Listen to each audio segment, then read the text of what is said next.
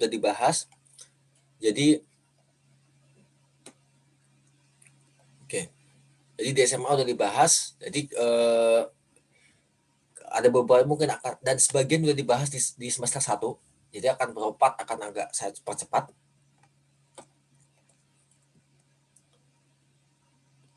Jadi kita bisa tujuannya adalah kita bisa menentukan kelarutan ya dari suatu zat di air atau tetapan kelarutannya dan efek dari kondisi larutan, misalkan adanya zat yang sejenis, asam dan seterusnya. Cuma kalau di sebelum UTS kita akan berhenti di sini. Ya. Oke. Kita akan hanya bahas poin 1, 2, 3. Oke, di semester lalu kita udah bahas bahwa salah satu ciri reaksi kimia adalah dia menghasilkan zat yang tidak larut di air. Salah satu reaksi kimia. Kan ada berubah terbentuk gas, ya kan? Kemudian yang kedua adalah dia tidak menghasilkan zat yang tidak larut di air. Misalkan kita punya CaCl2, kalsium klorida, ditambah dengan natrium karbonat, dia akan menghasilkan kalsium karbonat padatan dan NaCl. Seperti itu. Ya. Nah, kapan zat dikatakan tidak larut? Yaitu jika dia kalau di air dalam 1 liter konsentrasinya di bawah 0,01 molar atau per 1 liter molnya di bawah 0,01 mol. Ya, 0,01 molar karena volumenya 1 liter. Jadi kalau kelarutannya di bawah 0,01 molar, kita anggap dia nggak larut. Kalau di atas itu kita anggap dia larut. Misalkan NaCl, kalau nggak salah kalau dia larut sempurna, dia itu sekitar 13, maksimum dia 13 molar misalkan. Ingat saya 13 itu berapa ya? Ya sekitar segini lah mungkin. Ya, maka dia larut sempurna. Tapi kalau misalkan CaCO3 misalkan ya 0,0001 molar, maka dia kita anggap nggak larut. Ya. Seperti itu. Kalau di bawah 0,01 molar kita anggap dia nggak larut. Ini kelarutan maksimumnya ya, maksimumnya. Oke. Kita udah bahas tentang aturan kelarutan di semester 1 sama Pak Aziz, ya. Kapan zat senyawa mana yang mudah larut, senyawa mana yang susah larut, kita udah bahas semester 1. Tapi kita nggak bahas kalau dia nggak larut, seberapa nggak larut. Karena senggak larut-larutnya garam, dia tetap ada yang larut. Sebagai contoh lah, teman-teman kalau coba iseng masukin batu kerikil ke air, ya kita amati dia nggak larut, ya kan? Sampai kayaknya kalau sampai kita biarkan sampai kita meninggal pun batunya nggak akan larut. Tapi kalau teman-teman main ke sungai,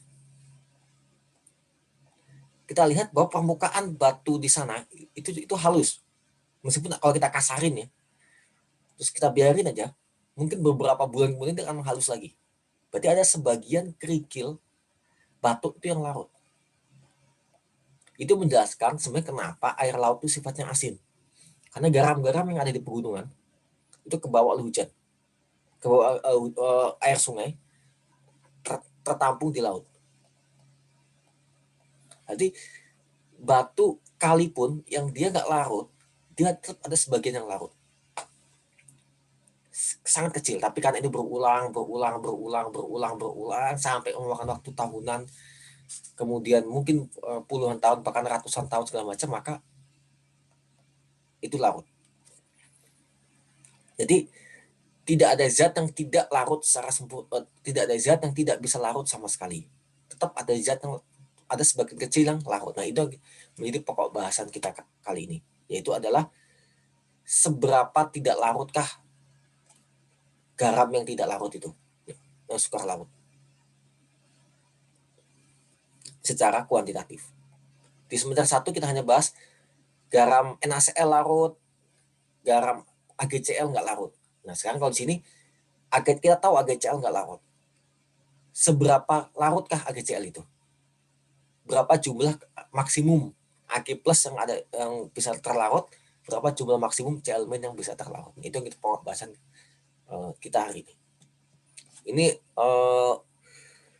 dibahas di semester lalu ya, nggak akan saya ini. Inti di sini adalah semua garam 1A golongan alkali itu larut. Ini yang paling mudah diingat. Semua nitrat yang paling sering itu larut. Apapun kationnya. Nah, yang masalah itu ini halida sama sulfat. Mayoritas halida larut kecuali ini ya. Ini jadi masalah. Mayoritas sulfat larut kecuali yang ini. Dan yang ini yang akan sering keluar di ujian biasanya. Ya. Untuk kasus kesetimbangan kelarutan. Itu yang paling keluar ya yang ini. Ya kan nggak mungkin kita keluarin soal NaCl gitu. Karena dia larut sempurna. Nggak perlu dihitung juga kesetimbangan kelarutan. Atau yang ini yang akan keluar biasanya. Karena pokok bahasan kita adalah senyawa yang insoluble. Itu senyawa yang sukar larut. Berarti kalau nggak ini yang dikeluar, ya ini. Ya. Tapi tetap akan dikasih tahu bahwa dia sukar larut, atau kita bisa dengan mudah tahu kalau dia sukar larut berdasarkan besaran yang akan kita bahas nanti. Oke, jadi tinggal teman mencocokkan dengan yang data sebelumnya ya. NaCl 1A pasti larut. Nitrat pasti larut. NH4 ya, meskipun dia 1A, dia mirip 1A, dia larut, ya tinggal PPE 2. Ya. Ini nggak akan keluar di ujian lah, karena ini udah masuk semester 1, pembahasan semester 1. Oke, ini saya skip. Nah, banyak manfaat ya yang kita bisa bahas dari kelarutan, banyak sekali. Ya ini yang klasik lah ya. Kalau gigi kita, misalkan ini, dia mengandung ini senyawa yang enamel di gigi kita, enamel di gigi kita. Kalau kita makan asam, misalkan kita habis makan nggak gosok gigi tidur gitu, nanti bakteri akan mengubah sisa makanan menjadi asam. H plus ketemu OH min larut. Dan senyawa ini larut di air, di asam. Ya. Nah, kalau kita ganti OH jadi F, ternyata kelarutannya turun jauh. Sehingga di gigi biasanya ditambahkan fluoride. Menghasilkan senyawa ini harapannya sehingga ini lebih tahan asam. Tapi ini debatable ya. Ini kalau teman-teman Anda suka terkonspirasi, debatable. Apakah fluoride itu aman apa enggak ketika terkonsumsi? Tapi itu bukan enggak pembahasan kita lah. Atau misalkan orang lagi X-ray untuk mengetahui saluran pencernaan. Ya. X-ray itu hanya bisa mengetahui kalau dia padat, tulang segala macam. Kita nggak tahu kalau kita X-ray dada gitu ya. Yang kelihatan tulang, sama mungkin kalau ada kelainan itu akan kelihatan.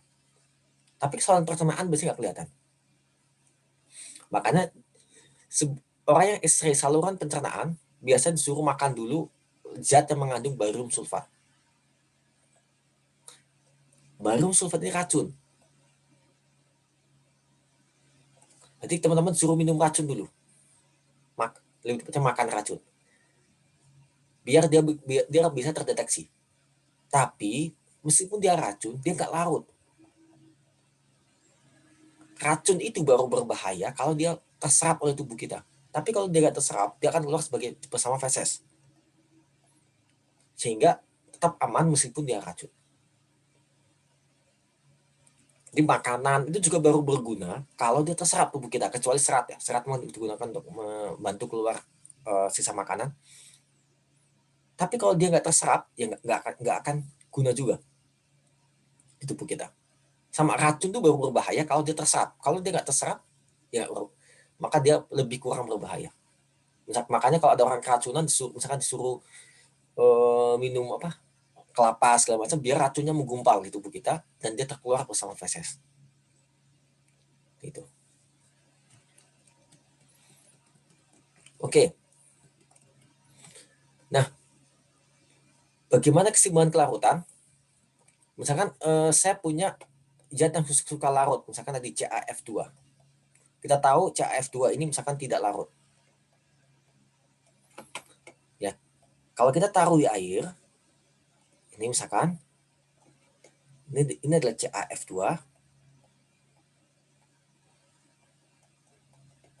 padat.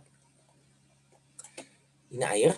Nah, karena ini nggak ada air, nggak ada zat sama sekali, maka sebagian dari Ca2+ dan F- akan larut. Itu akan bentuk Ca2+ dan 2F-.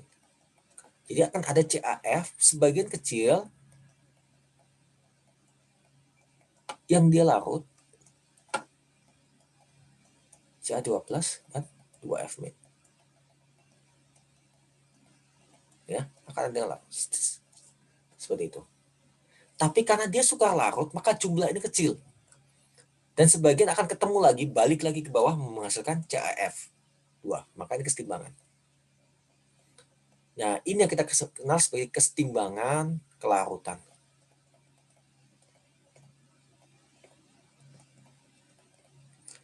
Reaksi dari CaF2 ke Ca2+ adalah reaksi pelarutan.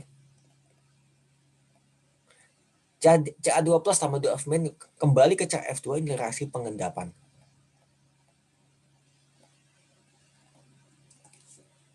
Dan reaksi ini berjalan terus sampai dia tepat setimbang. Setimbang itu berarti jumlah Ca2+ sudah mentok.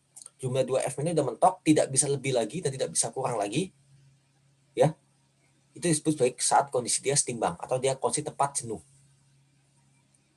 Seperti itu. Ya. Jadi kondisi saat dia udah nggak berubah lagi kedua ini, itu kondisi tepat jenuh. Berarti karena dia garam yang suka larut, tidak banyak yang bisa tertampung di air, maka dia tepat jenuh. Berarti kalau ditambahkan lagi Ca2+ dari luar, maka dia akan mengendap. Seperti itu. Ada pertanyaan sampai sini?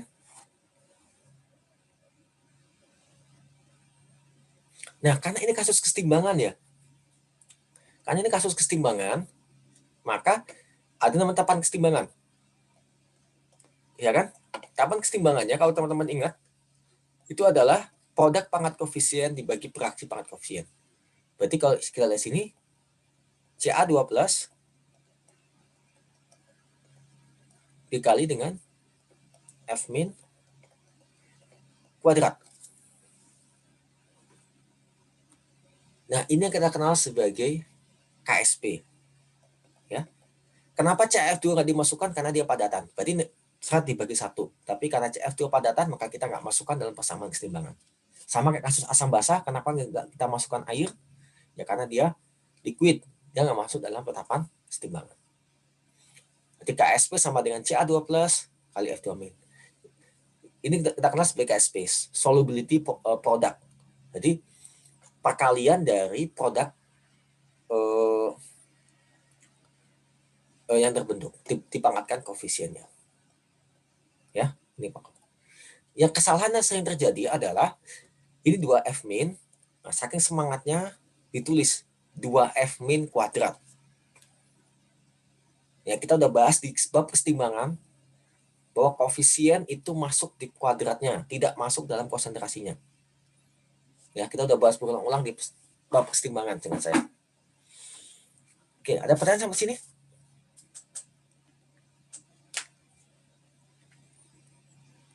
Oke, kalau kita ingat kesetimbangan, KSP pasti nanti akan kita ketemu lagi namanya Ki. Ya, jadi konsentrasi Ca2+ dikali dengan konsentrasi F- kuadrat, tapi pada semua kondisi. Ya, pada semua kondisi. Jadi tidak, kalau KSP saat setimbang, kalau Ki berarti saat tidak semua kondisi. Oke. Nah, ini yang kita bahas tadi. Tetapan keseimbangan kita sesuai KSP. Nah, kelarutannya adalah konsentrasi dari zatnya. Jadi misalkan nanti kita lihat soal kita bahas, berarti berapa Ca2+ yang terlarut, berapa F- yang terlarut, itu adalah solubility. Ini adalah KSP. Berarti bedakan antara solubility dan keseimbangan KSP. Ya, ini KSP, yang ini adalah solubility-nya. Nah, karena ditetapkan keseimbangan, maka nilai KSP pasti tergantung pada suhu. Dan umumnya reaksi pelarutan itu endotermik, sehingga kalau dipanaskan zat akan mudah larut umumnya. Ingat, kalau delta H positif endotermik, ketika suhu dinaikkan, ya, maka K akan membesar. Ya, umumnya reaksi pelarutan itu endotermik, sehingga kalau suhu dinaikkan maka K akan membesar. Oke. Ya, ini udah kita bahas tadi. Ini kasus AgCl, Ag+ tambah Cl-, ya, dia larut. Nah, yang poin penting di sini adalah kalian tentukan muatan. Beberapa mungkin akan ada yang jawab, jangan sampai ada di kelas ini sih, Ag2+, Cl2-. Nah, kita mungkin nggak bisa hafal semua muatan ya, tapi ada beberapa zat yang itu common. Misalkan Cl itu kita tahu bahwa dia Cl-, maka otomatis Ag-nya harus Ag+. Jadi gunakan clue dari zat-zat yang udah umum untuk menentukan muatan dari zat yang kita nggak ketahui. Sehingga KSP-nya Ag+ dikali dengan Cl-. Ya, seperti itu. Namanya solubility product constant KSP, atau tetapan kelarutan. Oke. Ya, sama. Tadi ada KSP, berarti ada KSP. Kalau KSP pada semua kondisi, kalau KSP pada saat keseimbangan. Dan mana ya? Oke. Nanti kita, kalau untuk reaksi ini, kita bisa bandingkan antara Q dan K. Kalau Q lebih besar dari K, masih ingat reaksi ke kanan atau ke kiri? Q lebih besar dari K? Kalau Q lebih besar dari K, berarti Q kan produk dibagi fraksi. Kalau Q besar, maka produknya kebanyakan. Kalau produk kebanyakan, berarti reaksi bergeser ke, kalau ini kebanyakan, kalau Q besar berarti ini kebanyakan, maka dia akan bergeser ke kiri. Dari larutan menjadi padatan, maka dia pengendapan. Ya. Q kurang dari K. Berarti produknya sedikit. Maka reaksi akan bergeser ke kanan. Karena sedikit, dari padatan menjadi larutan, maka dia jadi proses pelarutan. Q sama dengan K, berarti dia setimbang antara produk dan reaksi. Maka dia kita bilang sebagai tepat jenuh. Berarti dia udah mentok ke jumlah zat yang bisa terlarut. Tapi belum terjadi pengendapan. Oke. Nanti itu akan dibahas di berikutnya. Oke. Kalau kita lihat sini misalkan abaikan ini misalnya bikin jadi jelimet ya. Bikin jadi jelimet. Misalkan kalian gas reaksinya ini. Ba2+, SO4 2-. Ya. Nah, kalau kita lihat di sini, jadinya Ba, KSP-nya adalah produk pangkat koefisien dibagi beraksi pangkat koefisien kan ya. Jadi Ba 12 kali SO4 2-, selesai. CaF2, Ca12 dikali F- kuadrat. Ingat ya, bukan 2F-, tapi F- kuadrat. Ag2 komat misalkan. Ag berarti menjadi 2 Ag plus ditambah kromat 2 min. Jadi Ag plus pangkat 2 kromat pangkat 1. Nah, yang sering terjadi juga adalah ini itu kadang-kadang ada aja sebagian mahasiswa yang kreatif ini dipecah. Jadinya 2 Ag plus ditambah 4O2 min ditambah ini CR berapa ini? CR lah, sekian lah, 6 plus kayaknya. Ya. Jadi mecahnya itu kurang tidak tepat gitu. Pecahnya cukup jadi kation dan anion saja, nggak usah tambahkan yang aneh-aneh malah bikin jawabannya salah gitu ya. Pecah di kation anion seperti itu. Oke, ada pertanyaan?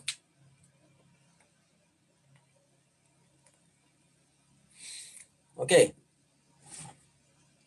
coba ini saya kasih waktu 1 menit, nanti saya minta salah seorang dekan untuk menjawab. Oke, coba dilihat dulu. Ingat ya, produk pangkat koefisien dibagi beraksi pangkat koefisien.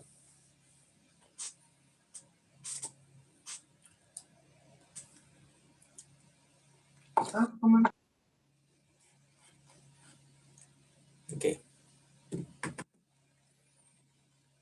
Sekarang tanggal 9 ya.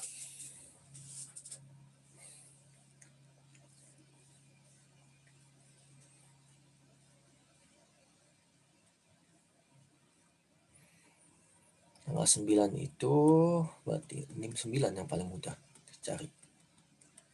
Sebentar, NIM 9 yang mana ya?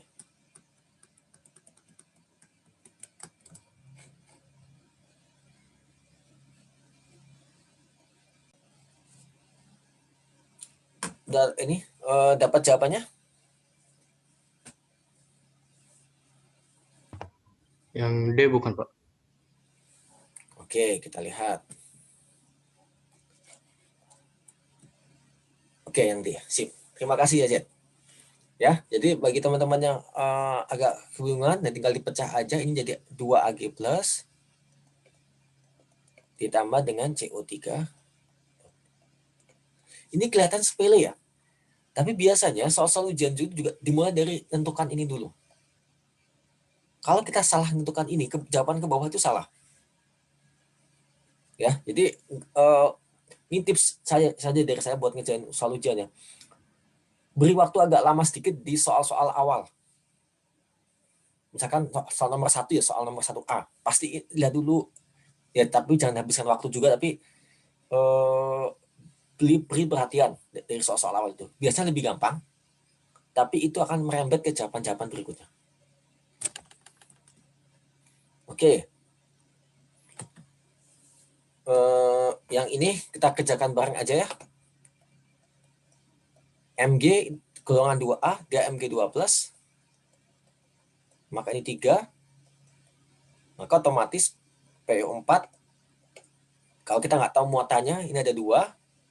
3 kali 2, 6. Maka 2 kali ini 3 min. Ya. Jadi Mg2+ dan PO4 3 min. Kita cari aja Mg pangkat 3 dikali PO4 pangkat 2. Ini. Nah, jawaban ini yang kadang-kadang menjebak. Oh, ini ada 3, maka 3 Mg2+. Seperti itu.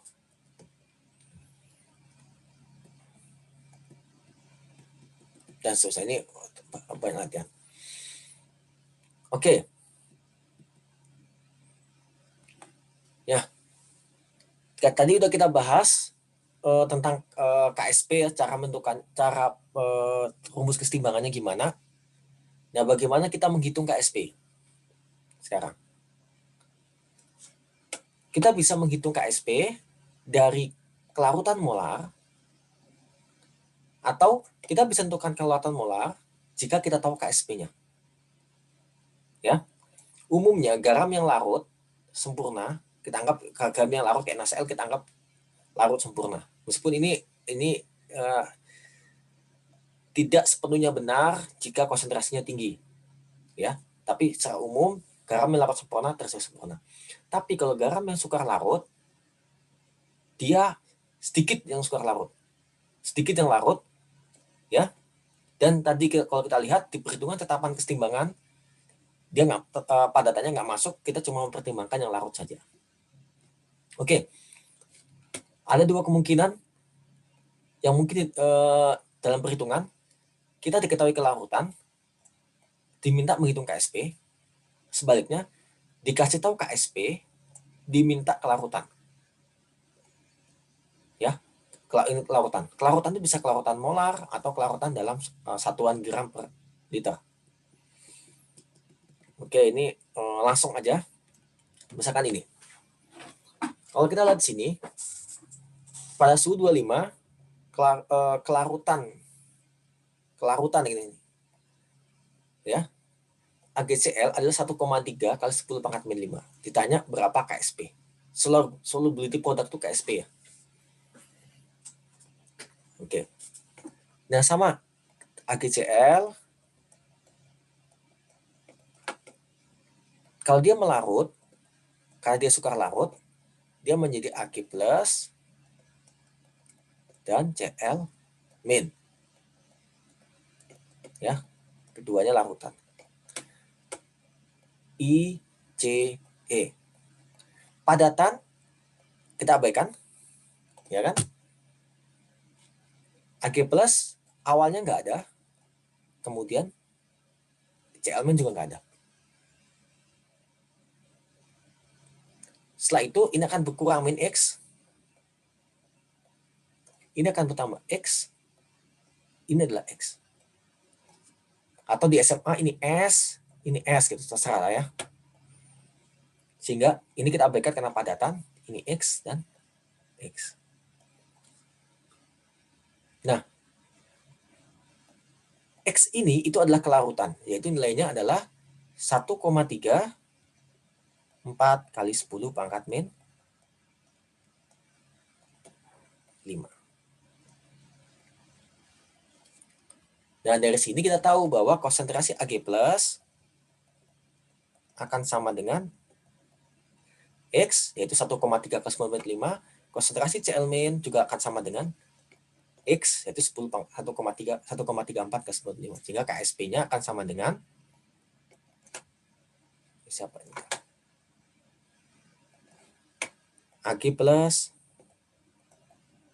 dikali dengan Cl min 1,34 kali 10 pangkat 5 kali 1,34 kali 10 5 sekitar 1,78 mungkin ya kali 10 pangkat min 10 kayaknya. Oh iya, 1,8 kali 10 pangkat min 10. Oke, pertanyaan sama sini. Jadi prinsipnya adalah teman-teman ingat lagi prinsip kesetimbangan, ya. Kasus ini jauh lebih mudah dibandingkan teman-teman menghitung di bab kesetimbangan. Karena kalau di sini produk reaksi tidak ikut-ikutan dalam tatapan kesetimbangan karena dia padat. Ya, seperti itu. Oke, saya masih ada waktu 13 menit. Ada pertanyaan?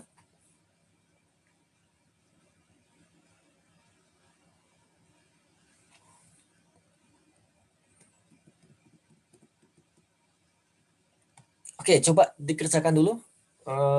Nanti saya 2 menit lah. Nanti saya minta satu orang menjawab.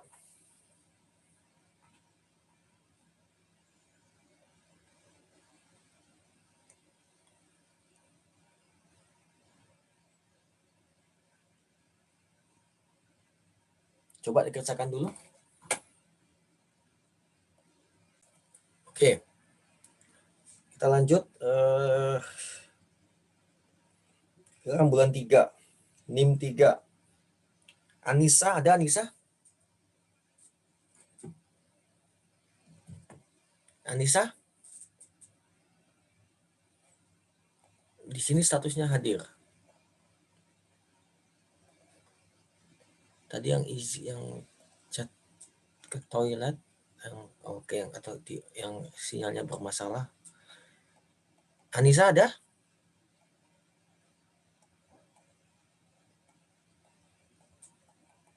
Oke, 13 nih 13. 13 itu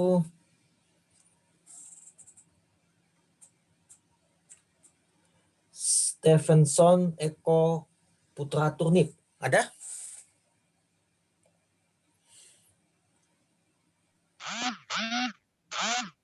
Ada, Pak. Oke. Udah dapat jawabannya Stevenson? Belum, Pak. Gimana? Belum. Oke, nggak apa. Oke, kita kerjakan bareng aja ya. Jadi di sini A2B, kalau diketahui ini kelarutannya kan di bawah 0,01 ya, maka kita anggap dia sukar larut, dia akan kesetimbangan. Nah, masalah kita nggak tahu kan muatannya berapa ya, anggap aja lah 2A plus ditambah B 2 min. Ini bebas ya, plus 2 minnya ya, karena yang penting ini 2, ini 1. Karena kita nggak tahu A-nya apa, B-nya apa. Teman-teman boleh aja 2A 2 plus, B 4 min. Ya, yang penting konsisten. Kalau ini plus, maka ini 2 min. Biar dia nih, totalnya 2 plus, ini totalnya 2 min, netral. Kemudian I, C, E. Ya, ini padatan, kita abaikan. 2A berarti awalnya nggak ada. Kemudian dia larut sebesar ini min X, maka ini 2X, yang ini adalah X. Oke, sampai sini ada yang bingung. Kenapa dia 2X? Ya, karena dia koefisiennya adalah 2. Kemudian, ini padatan kita abaikan, ini 2X, ini adalah X. Nah, kita tahu kelarutannya adalah 3 kali 10 min 5, ini adalah X-nya. Jadi kelarutan itu X-nya kalau di ICE. Sehingga dari sini AG plus akan A plus akan sama dengan 2X sama dengan 6 kali 10 pangkat min 5. B2 min ya akan sama dengan X ya, sama dengan X 3 kali 10 pangkat min 5. Sehingga KSP akan sama dengan A plus kuadrat, bukan 2A plus ya, A plus kuadrat kali B 2 min pangkat 1. 6 kali 10 pangkat min 5 kuadrat dibagi 3 kali 10 pangkat min, dikali 3 kali 10 pangkat min 5. Nah, 36 dikali 3, 108. 108 kali 10 pangkat min 15. Mana itu? Nah, ini jawabannya. Ya, 108 kali 10 pangkat min 15. 1,08 kali 10 pangkat min 13. Oke, ada pertanyaan sampai sini. Di sini tuh sebenarnya banyak soal ya, dan nggak mungkin ini saya bahas semuanya di kelas ya. Jadi teman-teman karena udah masuk ke fase perguruan tinggi ya, jadi dituntut untuk lebih banyak mulai belajar mandiri. Jadi tidak hanya bergantung pada apa yang disampaikan di kelas, seperti itu.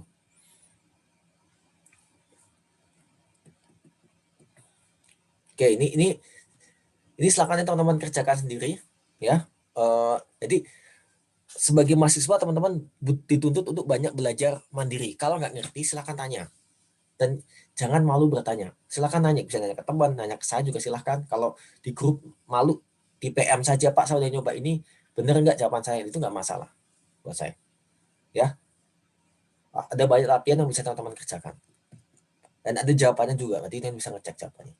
Oke, terakhir sebelum kita kelas akhiri, masih ada 6 menit. Sekarang dibalik, kita diberi KSP, kita diminta menentukan kelarutan. Yang tadi dikasih kelarutan, diminta KSP, dan sekarang yang dikasih KSP, diminta ngitung kelarutan. Misalkan di soal, berapa kelarutan dari CUI? Dengan KSP 1,3 kali 10⁻12. Oke. CUI. Oke, ini ada sedikit garam yang agak sedikit unik ya. Unik itu CU itu biasanya 2+. Ya kan, itu kaman lah. Cuman masalahnya I-nya cuma 1. Dan kita tahu I itu -1. Berarti otomatis CU-nya mau nggak mau harus CU+. Ya, tapi oke lah. Soal juga dikasih tahu CU+ dan I-. Jadi CU+ ditambah I-. Ya. Ini aqueous, ini aqueous. Kalau yang tadi kita kasih tahu kelarutannya atau X-nya diminta KSP. Sekarang kita dikasih tahu KSP diminta X-nya atau kelarutannya. I, C, E. Nggak ada.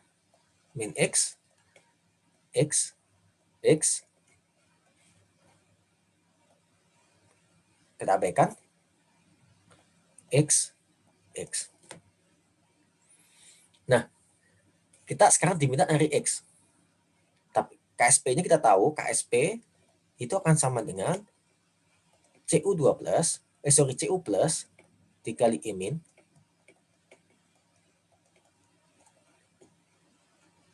Nilainya sama dengan 1,3 kali 10⁻². Kita masukkan ini X. Ya. Ini juga X, berarti X kali X sama dengan 1,3 kali 10⁻². X kuadrat sama dengan 1,3 kali -12 kali 10⁻².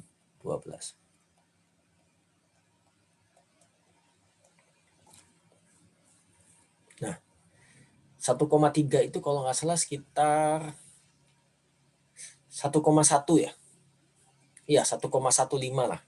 Maka X-nya akan sama dengan, kalau kita akar ya, 1,15 kali 10⁻⁻6. Nah, ini adalah kelarutannya. Jadi kita dapat kelarutannya adalah 1,15 kali 10⁻⁻6. Ya, ada pertanyaan sampai sini?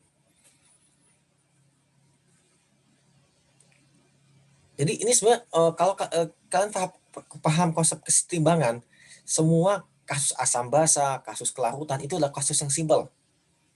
Ya, karena kita akan selalu bermain di ICE, apa yang diketahui, apa yang nggak diketahui, selalu di situ. Kalau kita paham dengan konsep kesetimbangan asam basa, kesetimbangan kimia yang bab 2.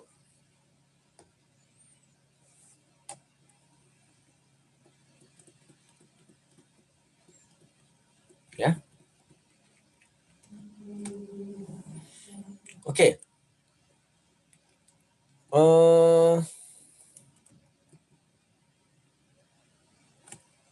Misalkan ini.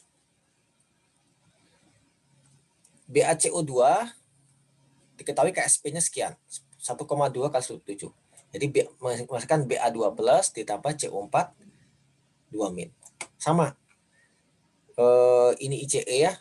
Ini panjang juga, CO4 menghasilkan Ba2+ ditambah C2O4 2-. Ini padat ICE.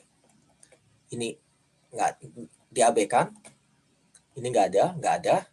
Awalnya kemudian bereaksi plus X. Ini X. Ya. Sehingga KSP adalah Ba2+ kali CO4 X kali X sama dengan X kuadrat. Dapat nilai X-nya berapa? Oke, ada pertanyaan sampai sini? Hal yang sama, nanti tinggal bermain di sini aja. Oh, CaF2. Ini X. Ini 2X. Dari mana dapat 2? Misalkan di sini CaF2. Ya. Awalnya kita abaikan. Ini 0, ya kan? Ca2+ berarti X F2 min, nah ada 2 di sini, maka dia 2X di sini. Karena setiap X yang berkurang dari CF2 terbentuk 1X CA12 terbentuk 2X F2 min. Karena ada 2 di sini. Sehingga tak setimbang X dan 2X. Makanya di persamaan kesetimbangan ini CA12 sama dengan X, F2 min sama dengan 2X. Kalau kita ini jadi 4X pangkat 3. Kita dapat KSP X-nya berapa. Oke, ada pertanyaan? Oke, mungkin nanti sebelum masuk ke review UTS, saya akan ngelanjutin sedikit terkait dengan kelarutan.